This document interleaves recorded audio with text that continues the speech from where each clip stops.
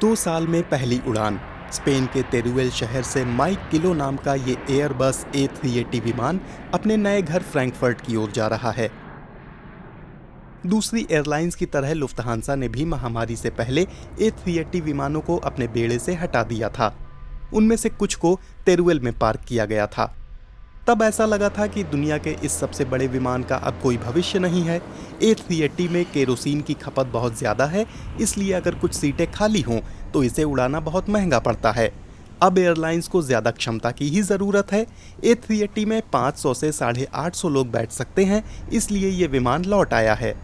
हम A380 को फिर से सक्रिय कर रहे हैं क्योंकि एक तो टिकटों की मांग बढ़ गई है, दूसरी वजह यह है कि इतने कम समय में निर्माता नए विमान नहीं दे पा रहे हैं।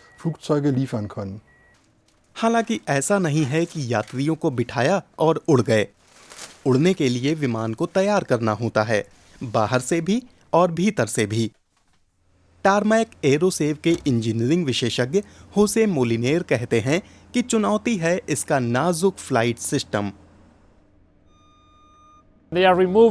हम सारी सील्स हटा रहे हैं, इंजनों और लैंडिंग गियर के कवर हटा रहे हैं, दरवाजों की सील्स हटा रहे हैं। इसमें 2500 घंटे लगते हैं। इसके लिए विमान पर 40 लोग 4 हफ्ते काम करते हैं। इसके बाद माइक किलो को घर लाने की जिम्मेदारी रिचार्ड लेंस और मथियस स्पूडे के कंधों पर आती है। 4 महाकाय विमानों को वापस लाना है। इनमें से ये पहला है। इन दोनों के लिए ये भावुक पल है। इन्हीं ने सालों पहले इस आलीशान विमान को तेरुएल पहुंचाया था। ये दोनों बताते हैं कि यात्रियों को ये मॉडल बहुत पसंद है। वे कहते हैं कि A380 को नया जीवन मिल रहा है। ये पायलटों और केबिन क्रू सदस्यों के लिए भी बहुत खास है। जब इन्हें यहाँ लाए थे तो बहुत बुरा लगा था।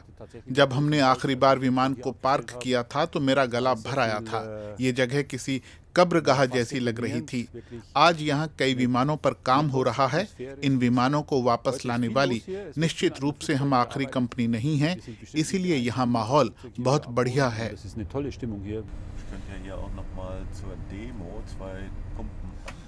इससे पहले कि A380 गर्मियों की यात्राएं शुरू करे, क्रू मेंबर्स को नई ट्रेनिंग मिलेगी।